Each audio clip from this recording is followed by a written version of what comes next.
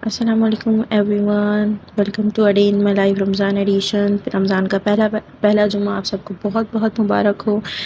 सहरी की हमने वीडियो नहीं बनाई क्योंकि हम सो रहे थे और देर से उठे थे, और सहरी में आप सबको पता है हालत क्या होती है सबकी। एंड सेकेंड, हमारा डे इस तरह से स्टार्ट होता है। हम उठे, हमने नहाए, हमने जुम्मे की नमाज़ पढ़ी। जुम्मे की नमाज़ के बाद हम सूरह कहफ पढ़ते हैं, जो मैंडेटरी हम हर जुम्मे को पढ़ते हैं। उसके बाद मैंने ट्यूशन पढ़ाना था, जिसमें आज सारे मेरे ट्यूशन के बच्चे छुट्टी पर चले गए।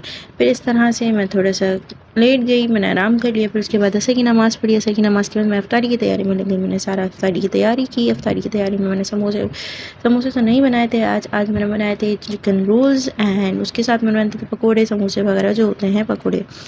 फिर हमने इस तरह से अफ्तारी की। फिर हमने मगरिब पढ़ी। मगरिब के बाद हम थोड़ा सा लेट गए, बर्तन वगैरह धोए। बर्तन वगैरह धोने के बाद ईशा पढ़ी। ईशा के साथ तरावी पढ़ी। इस तरह से आज का मेरा पूरा दिन गुजरा।